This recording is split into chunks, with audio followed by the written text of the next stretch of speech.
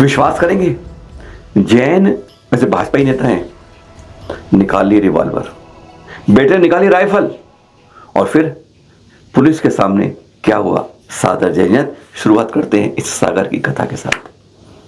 2 दिन पहले की घटना है,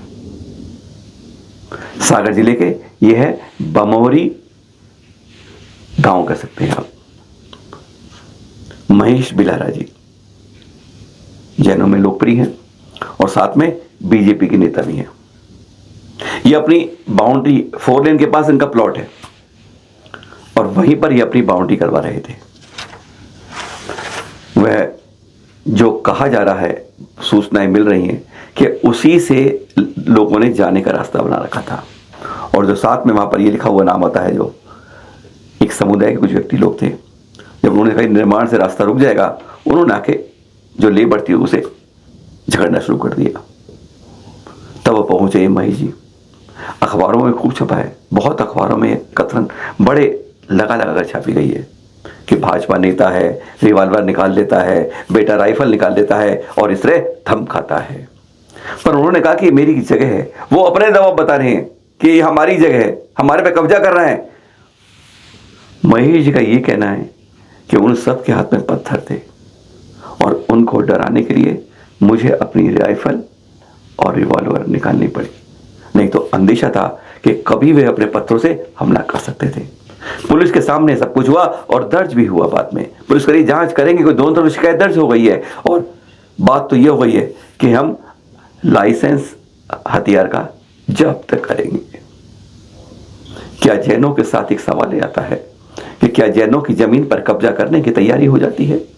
अगर महेश जी सही हैं, अगर उनकी बात में दम है कि पत्थर तैयार थे, पुलिस ने नहीं देखे कुछ कहा, इसलिए पुलिस ने उस समय में कुछ नहीं कहा जब उन्होंने अपनी रिवॉल्वर निकाली है। चित्र आप देख रहे होंगे, चित्र में वो साफ दिख जाएगा कि बेटे के हाथ में राइफल और नेता के हाथ में रिवॉल्वर। उधर से पत्थर और इधर ये आवाज, पुलिस के सामने सब कुछ हो रहा था और उसी में ये चित्र कैद हुए। क्या अपनी जमीन पर बाउंड्री कराना गलत है?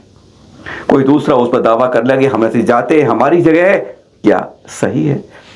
अनसुलझे सवाल, पर आगे क्या हुआ वह जानकारी लेनी होगी। वैसे चैनल महालक्ष्मी आपसे हाथ जोड़कर निवेदन करता है कि हम अंधविश्वास या अतिशोक्ति वाली बातों पर विश्वास नहीं करते और ना उनको पता है। पर यह आगरा के सदर बाजार की परसों की घटना है जिसके बारे में हैरानगी होती है।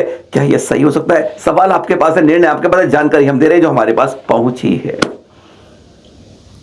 यह मालिन है सदर मंदिर के अंदर सुनीता, जो नारियल चढ़े थे, शीफा चढ़े थे, उन सबको लेके तोड़ रही थी अपना।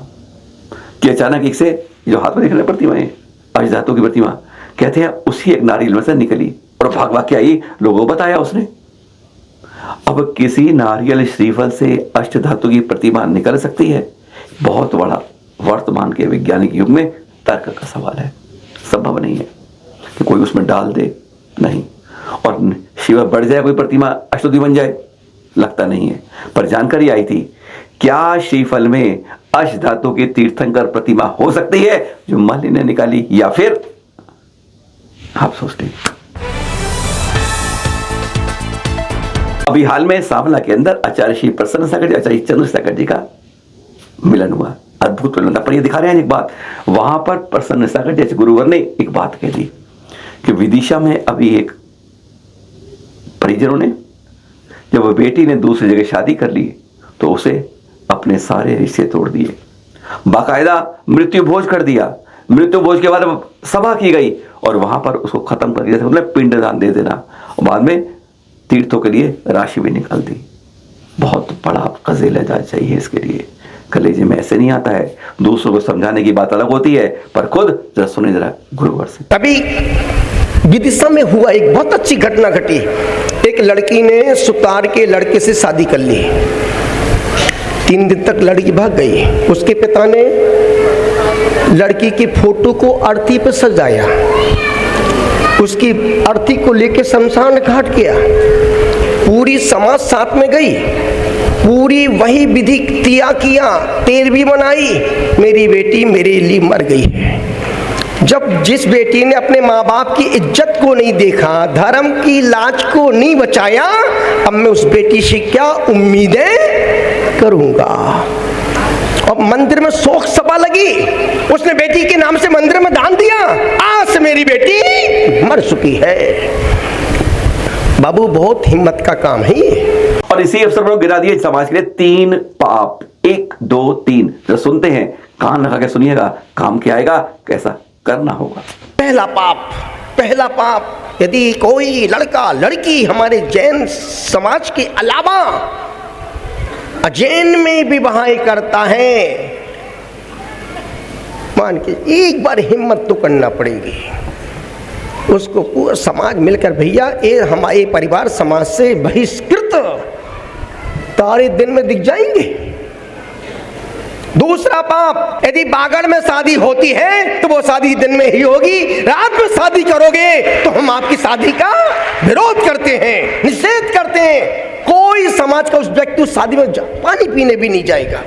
मुझे औरंगाबाद समाज का एक बहुत अच्छा उसूल लगता है, जो लोग बरसों में बोलियां बोल लेते हैं, बरसों तक पैसे नहीं देते हैं। उस औरंगाबाद समाज का पंचायत का नियम है, जब उस घर में परिवार में कोई शादी होती, कोई गमी हो जाती है, जब तक वो मंदिर का पूरा पैसा जमा नहीं कर दे तब तक समाज का कोई व्यक्ति उसके अनुष्ठान में, उस दिया में ना बैठने जाएगा और ना खाने। और ऐसा हो रहा है, होना चाहिए, अन्यथा ये समाज जितने हंस के बोली बोलती है उतना ही रो के पैसा देती है। तीसरा पाप जो आजकल बहुत चल रहा है, मृत्यु भोज, मरने के बाद बर्तन बंटवाना, ये सब मार्ग नहीं है। कहीं कोई आगम में इसका उल्लेख नहीं मिलता कि मृत्यु के बाद तुम बर्तन बांटो, भोज कराओ, जीते जी तो पानी पिलाया नहीं और तुम मरने के बाद खाना खाने जा रही है। अब ये देखिए चित्र, आप यहां पे आपको दिखा रहे, ये एक जैन संस्थान है, एक बड़े गुरुवर के नाम पर यहां दिखा क्या रहे हैं, उसके बाहर का ये पंचरंगा ध्वज दिखा रहे हैं आपको। वास्तव में इसके 5 रंगों में 5 हिस्से बन गए हैं, 5 चित्रों में बदल गया यह ध्वज। यह अपने ध्वज का अपमान ही नहीं, पूरी संस्कृति समाज का अपमान है।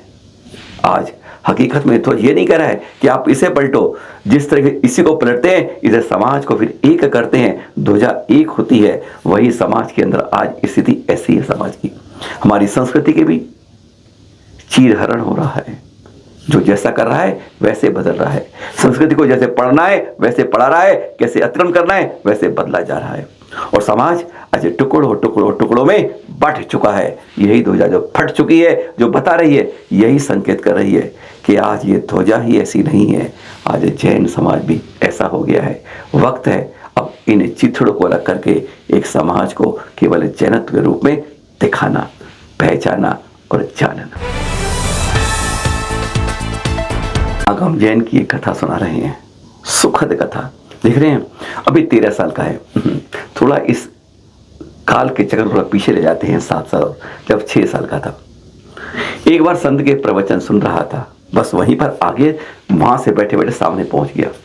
पिताजी दलीप जैन है, टेक्सटाइल काम करते हैं, 10 करोड़ का कारोबार है, बोर है। उस 6-7 साल की उम्र में जहाँ आजकल बच्चा मोबाइल पर या वीडियो गेम्स खेलता है, इधर उधर की बात करता है, उसने कल्याण के बारे में बात करनी, संसार नश्वर के बारे में सुना। सैकड़ों सुन रहे थे लेकिन वह अलग बात कर रहा था। 8 साल की उम्र में आके उसने अलग बदलाव कर लिया। मात्र 2 साल का बदलाव होता जा रहा था। चप्पल छोड़ दी, जूते छोड़ दिए उसने, नंगे पैर और गर्म पानी पीने लगा। केश नोच देखता और अपने केशों को करने लगता। पिछले 5 साल से साधुओं के साथ रह रहा है। 4500 किलोमीटर की पद यात्रा कर चुका है। पढ़ाई छोड़ दी, कहता सब बेकार है। माता पिता समझाते रहे, लेकिन है ना, उसके कान में वह वाली जू नहीं रहेंगी जो बात अब आगम की पहुंच चुकी थी।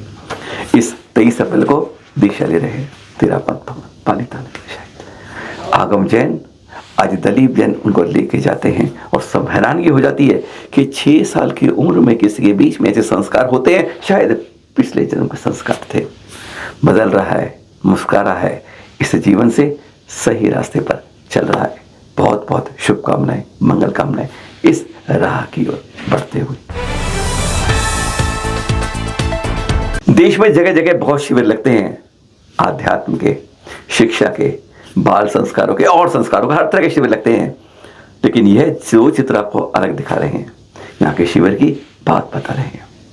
यह है केरल, वायनाड, जहां पर यह अध्यात्म शिविर लगा, जिसमें 200 लोगों ने भाग लिया। इसलिए गौरवान्वित करता है, यहाँ के 20,000 भी कम पड़ते हैं वहां जब 200 वहां पहुंचते हैं।